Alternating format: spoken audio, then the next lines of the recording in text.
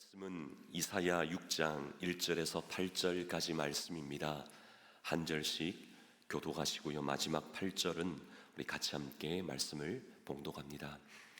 우시야 왕이 죽던 해에 내가 본즉 주께서 높이 들린 보좌에 앉으셨는데 그의 옷자락은 성전에 가득하였고 스랍들이 모시고 섰는데 각기 6날개가 있어 그 둘로는 자기 얼굴을 가리었고 그 둘로는 자기 발을 가리었고 그 둘로는 날며 서로 불러 이르되 거룩하다 거룩하다 거룩하다 만군의 여호와여 그의 영광이 온 땅에 충만하도다 하더라. 이같이 화답하는 자의 소리로 말미암아 문지방의 터가 요동하며 성전의 연기가 충만한지라. 그때에 내가 마로되 화로다 나여 망하게 되었도다. 나는 입술이 부정한 사람이요 나는 입술이 부정한 백성 중에 거주하면서 만군의 여호와이신 왕을 배웠음이로다 하였더라. 그때에 그 스랍 중에 하나가 부젓가락으로 제단에서 집은 바 빈 숯을 손에 가지고 내게로 날아와서 그것을 내 입술에 대며 이르되 보라 이것이 네 입에 닿았으니 네 악이 죄하여졌고 네 죄가 사하여졌느니라 하더라. 내가 또 주의 목소리를 들으니 주께서 이르시되 내가 누구를 보내며 누가 우리를 위하여 갈고 하시니 그때에 내가 이르되 내가 여기 있나이다 나를 보내소서 하였더니. 아멘. 살아계신 하나님 말씀입니다. 먼저 죄송한 말씀을 드립니다. 목감기로 인해서 아름다운 꾀꼬리 같은 목소리로 여러분과 함께 말씀을 나누어야 하는데 그러지 못해서 너무 죄송합니다. 우리 지난주 어떻게 성경 통독은 어떠셨습니까? 지난주에는 이사야서를 30장까지 하루에 5장씩 말씀을 읽으셨죠. 이제 이번 주에는 우리 66장까지 하루에 6장씩 그렇게 말씀을 읽게 됩니다. 그런데 이사야의 말씀이 좀 어렵다라고 그렇게 여겨지지 않으셨습니까? 말씀이 쏙쏙 잘 들어오면 통독하기 얼마나 좋겠습니까? 그렇지 않기에 매일 읽으려고 하시니 조금 쉽지 않은 분도 아마 계셨으리라고 생각됩니다. 그렇다고 포기하지 마시고요. 다시 힘을 내셔서 끝까지 함께 완독하기를 원합니다. 근데 여러분, 이사야서는 정말 멋진 책입니다. 여러분이 만약 이 두 가지를 아신다면 이사야서를 다른 차원으로 말씀을 보게 된다는 것이죠. 이 두 가지를 꼭 기억하셔서 말씀을 읽을 때 풍성한 은혜를 좀 맛보셨으면 좋겠습니다. 하나는 이사야서를 한눈에 볼 수 있게 하는 틀이고요. 또 다른 하나는 이사야의 전체 구조를 한목에 볼 수 있게 하는 렌즈입니다. 이사야서의 전체 구조 틀은 이사야서는 몇 장으로 되어 있습니까? 66장으로 되어 있습니다. 성경이 66권 구약과 신약으로 나누는 것처럼 이사야서는 1장에서 39장까지가 전반부이고 또 40장에서 66장까지가 후반부라는 겁니다. 이 틀을 여러분이 머릿속에 떠올려 주시면 좋겠습니다. 근데 더 중요한 것이 그 다음입니다. 그 다음이 이사야 전체를 일목요연하게 보여주는 렌즈라고 말씀드렸죠. 첫 번째가 틀이라면 두 번째는 렌즈입니다. 이건 이사야서의 전체 내용을 요약하는 그 내용이 무엇인가, 이사야서 전체를 요약하는 내용이 무엇인가, 이것을 여러분 머릿속에 넣어두시고 말씀을 보면 다르게 보인다는 겁니다. 이사야 전체를 요약하면 두 가지 주제로 우리가 요약할 수 있는데, 하나는 심판과 또 하나는 신원입니다. 심판과 신원, 이 두 가지 주제가 롤러코스터처럼 그렇게 이사야서에 반복된다는 것이죠.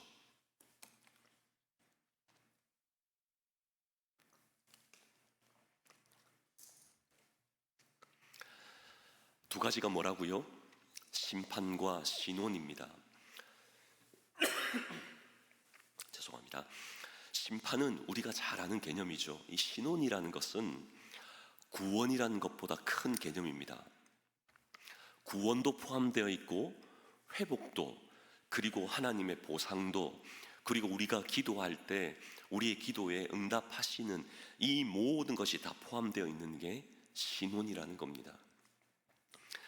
그러기에 이사야서 1장에서 39장까지의 말씀은 심판이 주류를 이루고요, 그 사이사이에 신혼이 나오는 겁니다.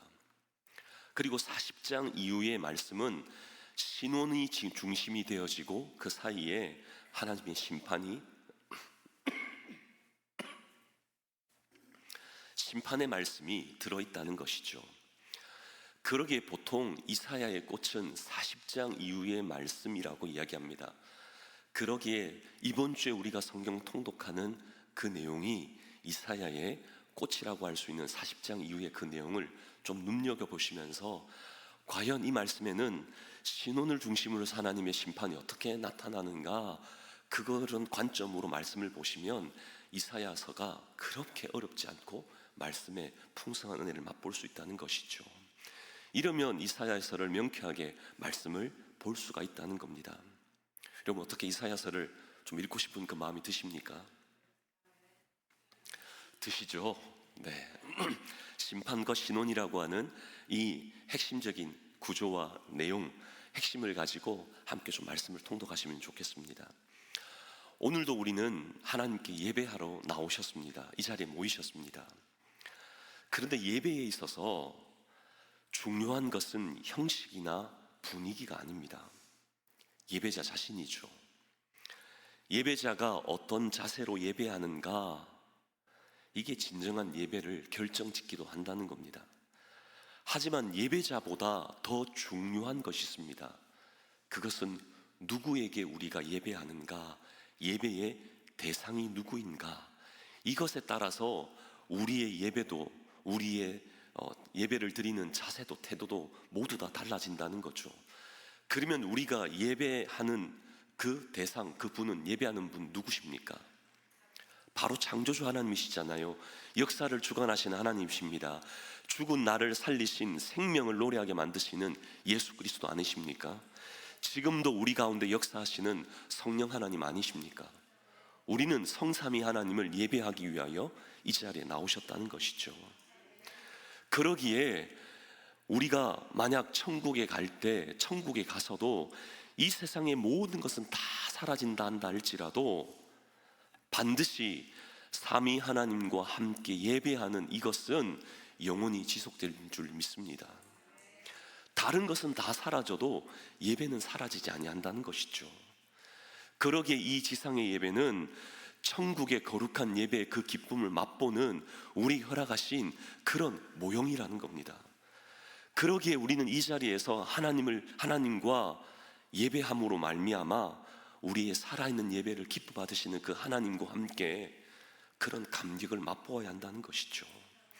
예배 가운데 하나님의 영광이, 하나님의 임재가 우리 가운데 있어야 한다는 겁니다. 이게 바로 우리가 드리는 바로 천상의 예배 모형인 바로 지상에서의 예배라는 것이죠.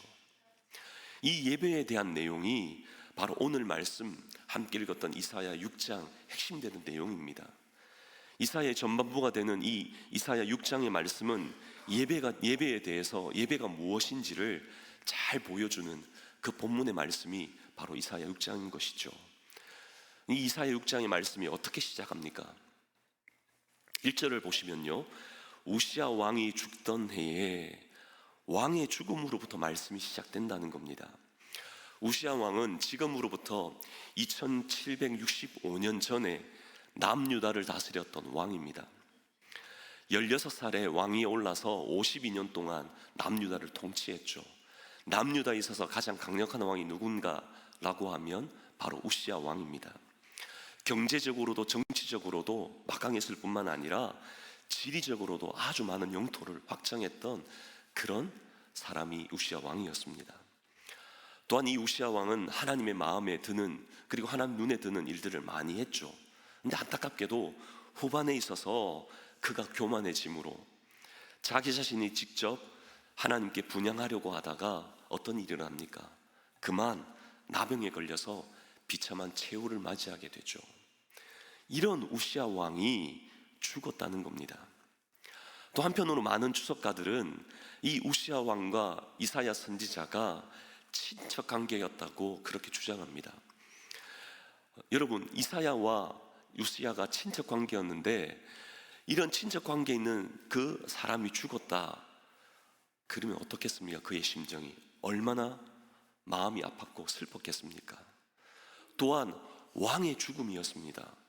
그러면 선지자였던 당시 선지자였던 이사야에게는 다른 사람보다 더 많은 그런 막막함도 또 걱정도 그에게 엄습해 왔을 겁니다.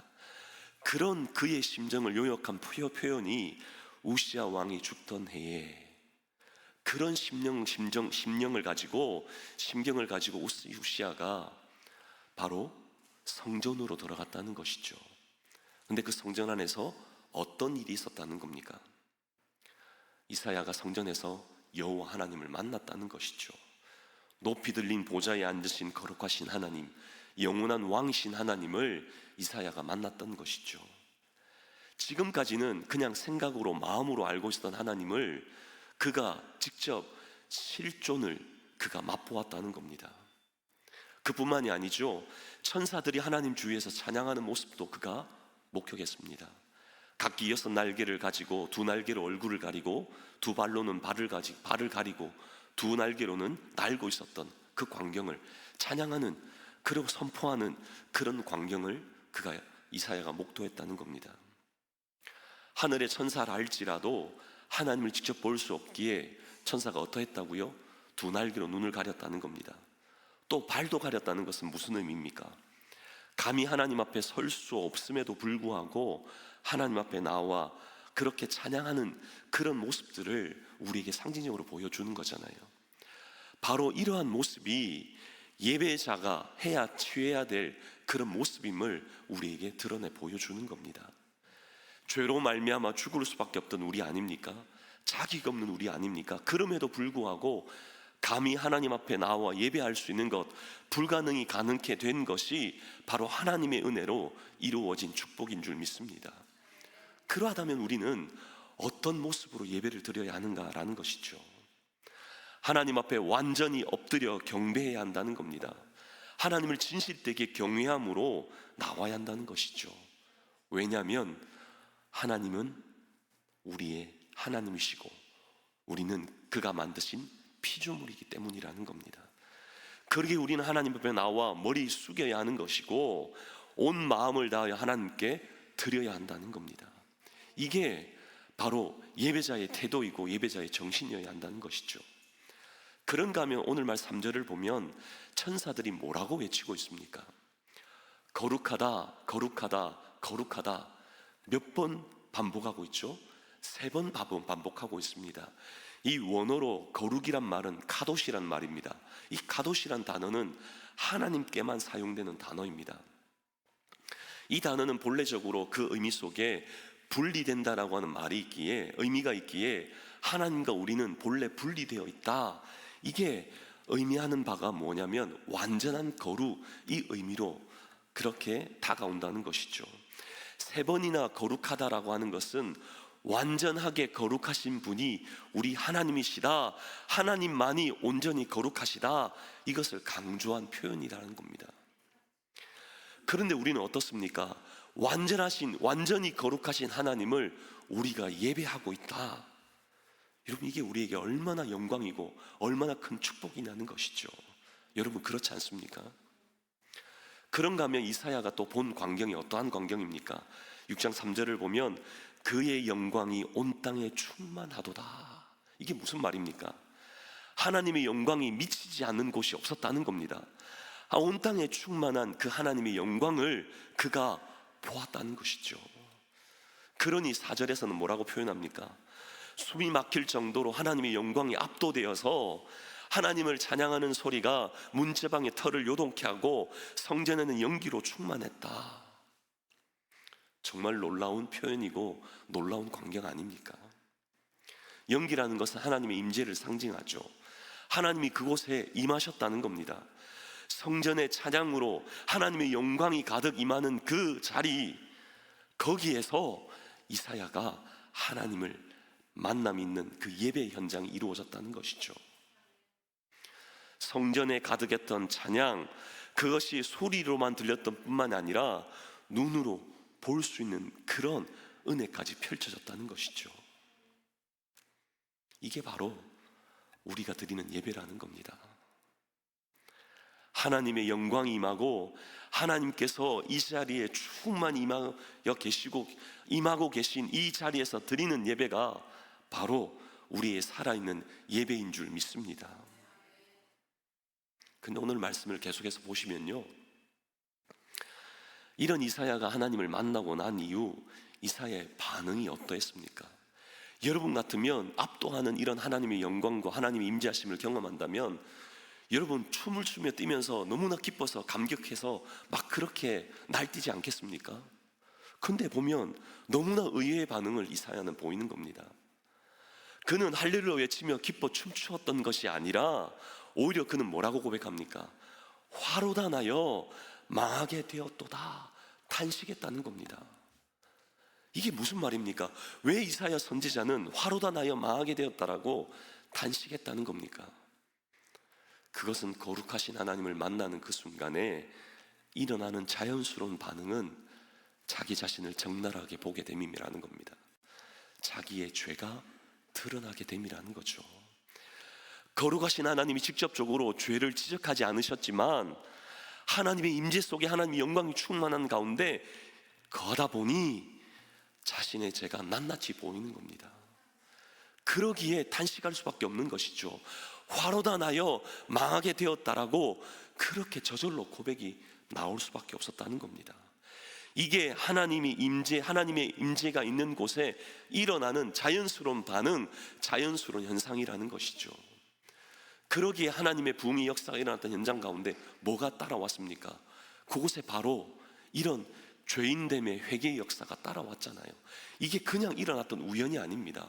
하나님의 임하심이 있으면 저절로 따라오는 것은 바로 죄가 드러나고 죄에 대한 뉘우침과 회개의 역사가 일어난다는 겁니다.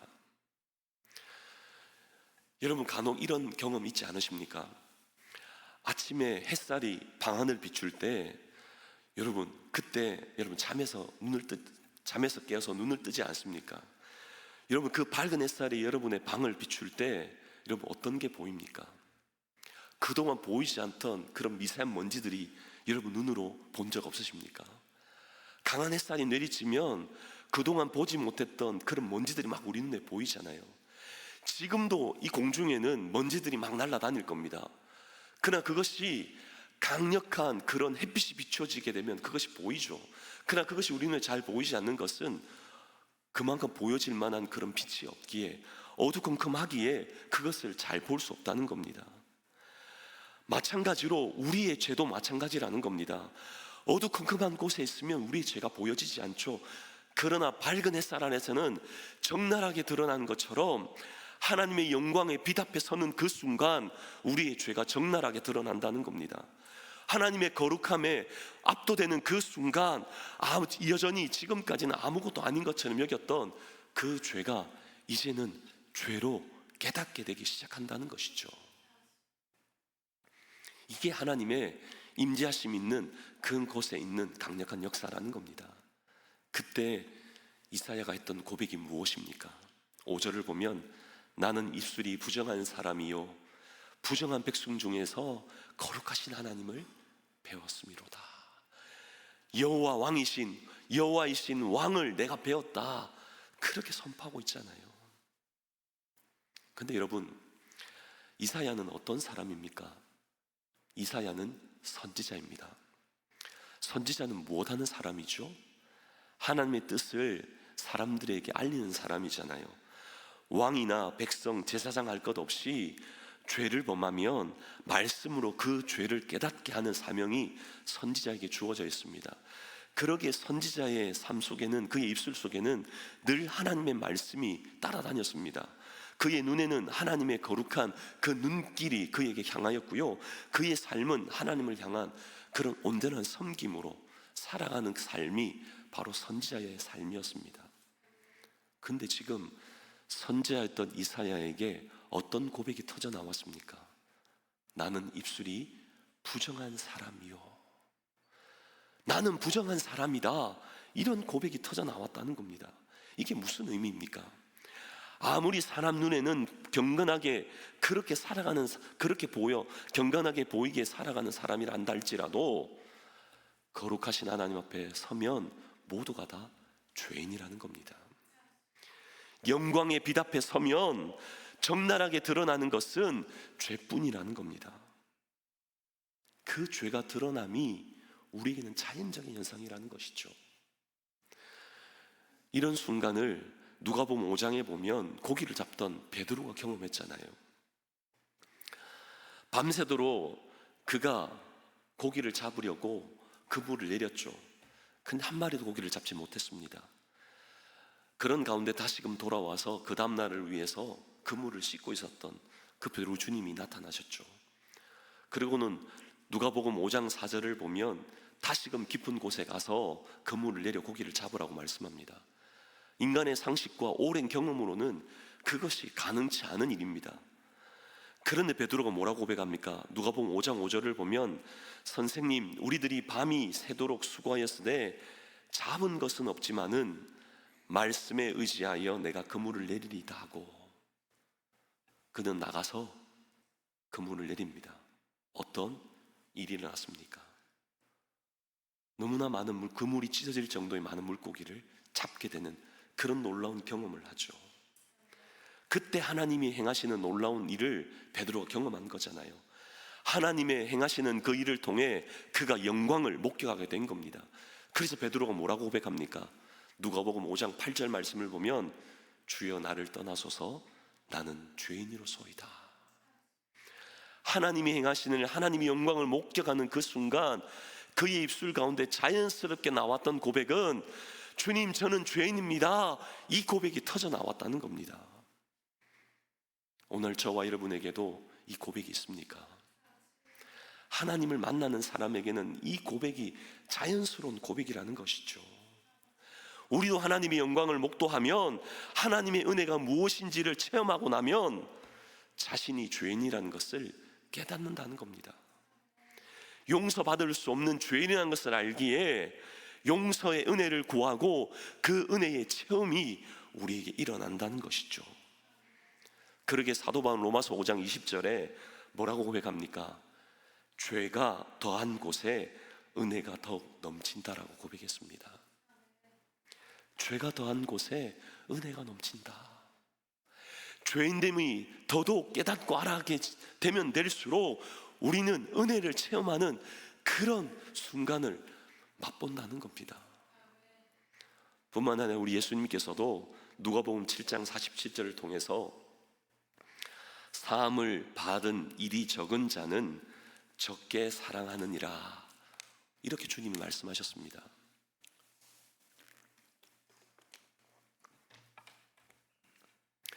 예수님이 하신 이 말씀, 사함을 받는 일이 적은 자가 어떤 사람이라고요? 적게 사랑하는 사람이다.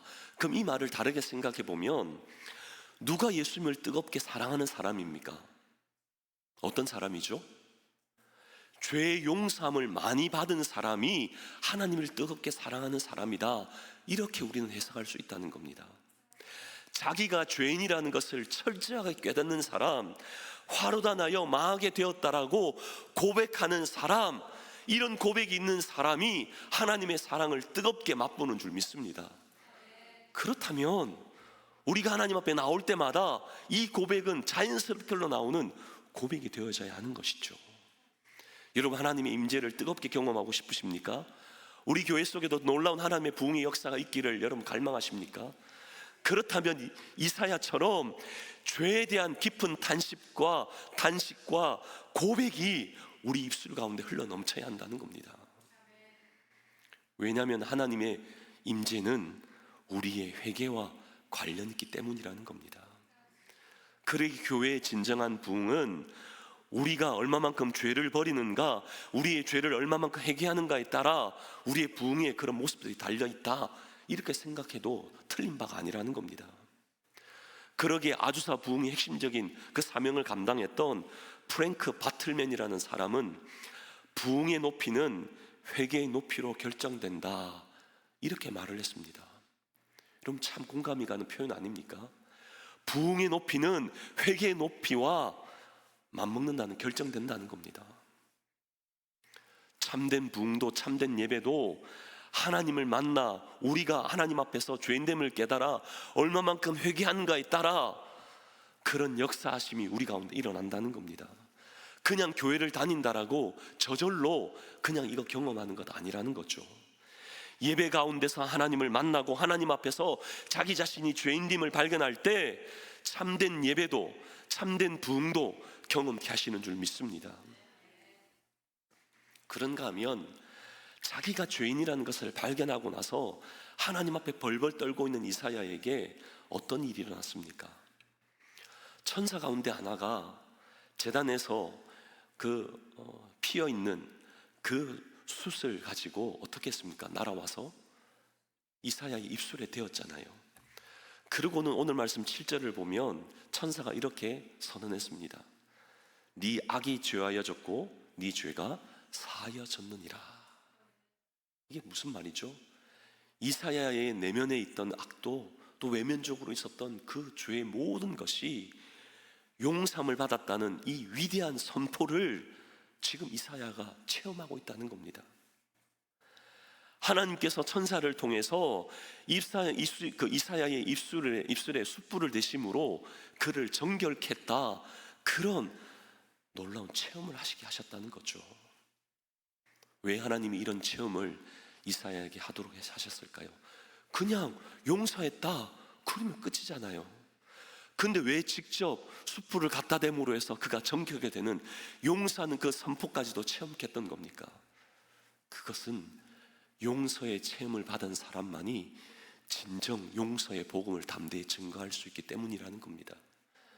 체험해 보아야지만 그 체험을 가지고 담대하게 복음을 전할 수 있기에 그러하다는 겁니다.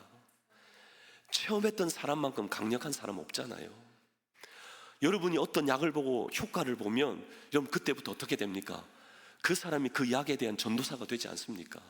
누가 시키지 않아도 그 약에 대한 효험을 보게 되면요, 이 약 먹어보라고, 좀 먹어보라고, 먹으면 낫는다라고 힘주어서 강력하게 그렇게 전하지 않습니까? 바로 이사야가 이런 용서의 체험을 받았기에, 그가 하나님으로부터 이런 용서함을 입었기에 견딜 수 없는 그 마음 가지고 이스라엘 백성들에게 나아가 그 복음을 전하고 있는 겁니다. 그런데요, 오늘 말씀을 보면 하나님께서 이사야에게 뭐라고 말씀하십니까? 내가 누구를 보내며 누가 우리를 위하여 갈꼬? 이사야 8장을 통해 하나님 이사야에게 말씀하잖아요. 내가 누구를 보내며 누가 우리를 위하여 갈꼬? 여러분, 이 음성이 어떻게 들리십니까? 이 음성은 하나님의 탄식의 음성 아닙니까? 너무나 이 땅을 향하여서 이스라엘 백성들을 향하여 안타까워하시는 그 애끓는 사랑의 그런 표현으로 여러분 다가오지 않습니까? 그 하나님의 그 안타까운 마음을 알았던 이사야, 그가 뭐라고 고백합니까? 내가 여기 있나이다, 나를 보내소서. 근데 여러분, 이사야는 우리가 아는 보통 그런 사람 아닙니다. 이사야는 뼈대가 있는 가문, 귀족 출신의 사람이었습니다. 이 말은 그가 지금까지 살아오면서 뭐 어떤 어려움도 경험해 본 적이 없는 사람이고요, 그냥 무난한 삶을 살았던 그런 사람이 이사야였다는 거죠. 오늘 말로 하면 기득권 세력을 가지고 있는, 왕을 친척으로 두고 있는 그 정도의 그런 권력도 있을 만한 그런 가문의 사람이었다는 겁니다. 근데 그런 사람이 모든 것 다 내려놓고 하나님 앞에서 이런 고백, 여러분 쉬웠겠습니까? 주님, 내가 여기 있습니다, 나를 보내소서. 사람의 생각으로는 쉽게 할 수 있는 고백이 아니지만 하나님을 만난 사람만은 하나님이 이런 고백을 하게 하시는 줄 믿습니다. 자신의 능력에 대한 확신 때문에 한 고백 아니잖아요. 하나님이 자신을 이처럼 사랑하셔서 용서해 주셨던 용서의 체험 있는 사람만이 할 수 있는 고백이지 않습니까? 그러기에 이런 고백은 우리에게 이런 의미를 부여합니다. 하나님의 용서는 사명으로 연결된다는 겁니다. 진정 용서받았다면 용서에 걸맞는 반응으로 살아가야 한다는 겁니다. 여러분 기억하시길 바랍니다.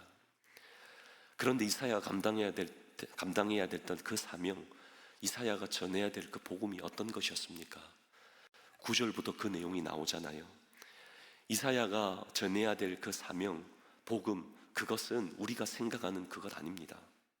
이것은 뭐 행복인 것 같고 복된 그런 말씀, 복음이 아닙니다. 심판입니다. 모든 이스라엘이 범죄함으로 말미암아 멸망당한다는 심판을 선포해야 했고 나라를 잃게 된다는 저주의 메시지를 전해야 하는 것이 이사야의 사명이었습니다. 그런데도 이사야는 그 사명에, 그 부르심 앞에 응답했습니다. 그것은 그가 기대했고 설레었던 사명이었기 때문도 아니고 자신의 비전에 맞아서도 그렇게 했던 것 아닙니다. 그 사명을 맡기시고 부르신 분이 하나님이셨기에 그가 그 길을 걸어갔던 것이죠. 하나님을 진실되게 만났기에 만나 자신을 발견하고 자신을 발견함으로 회개함으로 하나님으로부터 죄사함의 은혜를 입었기에 죄사함을 통해서 새로운 사람으로 하나님이 거듭나게 하셨기에 그 사람에게 주신 사명 때문에 그 일을 감당한 줄 믿습니다. 그렇다면 예배에 나와 있는 저와 여러분에게도 이런 역사가 일어나야 하지 않겠습니까?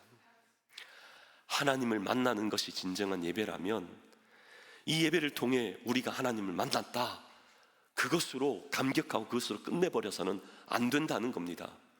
우리의 진정한 참된 예배의 마침표는 우리의 예배 끝이 사명을 위한 보냄받음으로 그렇게 마침표가 찍혀져야 한다는 것이죠. 우리가 제대로 예배했다면 우리에게 일어나는 반응은 예배가 끝난 이후 예배당 문을 나서는 우리의 모습 가운데, 삶의 현장으로 나가는 우리의 모습 가운데 있다는 겁니다. 보냄받은 자답게 살아내야 한다는 겁니다. 보냄받은 자다움이 우리의 삶의 끝으로 맺어져야 한다는 것이죠. 이게 오늘 말씀을 통해 우리에게 주시는 중요한 주제인 것이죠. 핵심인 겁니다. 오늘도 우리 주님은 우리를 향하여 말씀하십니다. 내가 누구를 보내며 누가 우리를 위하여 갈꼬.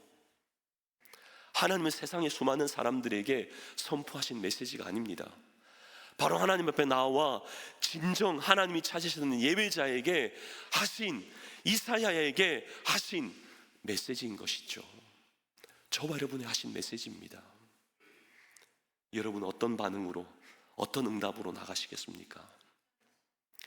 우리나라에 복음을 전하기 위해 선교사로 왔던 귀칠라프, 토마스, 알렌, 언더우드, 아펜젤러, 여러분 들어보신 분 계시죠?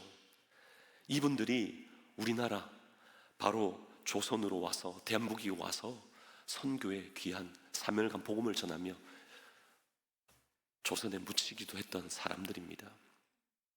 이들도 한결같이 내가 누구를 보내며 누가 우리를 위해서 갈고, 이 하나님의 음성을 듣고 이 말씀 앞에 주님 내가 여기 있습니다, 나를 보내소서, 이 고백에 반응했던 사람들이 바로 그와 같은 복음의 현장으로 보냄받은 자답게 살아냈던 겁니다. 그런 한 사람 한 사람을 통해 복음을 전해받은 그 나라가 지금 어떻게 되었습니까? 이제는 미국과 브라질에 이어서 세계의 세 번째로 많은 선교사를 파송한 나라가 되었고, 전 세계 170여 개국에 장기 선교사 21,600명 이상을 보낸 그런 나라가 조국 대한민국입니다. 여러분 너무나 놀랍지 않습니까? 지금도 우리 하나님은 예배를 통해 하나님을 만남으로 하나님 앞에서 자신이 죄인이란 깨닫고 그 죄인이 하나님 앞에서 용서함을 받아 하나님이 부여하신 사명을 발견한 그 사람이 보냄받은 그 사람을 통해 오늘도 우리 하나님은 일하시기를 원하신다는 겁니다. 그 사람을 통해 오늘도 이런 역사를 펼치고 계신다는 것이죠. 그렇다면 오늘 우리가 드리는 예배를 통해서도 이런 거룩한 역사가 일어나기를 간절히 소망합니다. 우리 교회 예배를 통해서도 하나님을 만나는 감격이 있고 사명을 발견함으로 설레는 그런 가슴을 가지고 예배당 문을 나서는 그런 사람들로 사명을 보냄받은 자다답게 살아내기를 갈망하는 그런 사람으로 차고 넘치기를 간절히 소망합니다. 누가 우리를 위하여 갈고 그 하나님의 음성 앞에 주님, 내가 여기 있습니다. 나를 보내소서. 우리 이런 담대한 그런 선포, 그런 담대한 결심, 그 결단이 있어야 하지 않겠습니까? 이번 한 주간 정말 우리에게도 이런 축복의 역사가 있음으로 말미암아 다 하나님을 인격적으로 만나는 그 예배의 현장 속에서 하나님 앞에서 내가 어떤 죄인이라는 것 철저히 깨달아 용서함의 그 놀라운 축복을 받아 누리고 그 용서의 은혜를 알아 하나님이 나에게 부여하신 사명 그것 깨달아 보냄받은 자답게 한 주간의 삶을 살아내는 저와 여러분 되시기를 주님의 이름으로 축복합니다.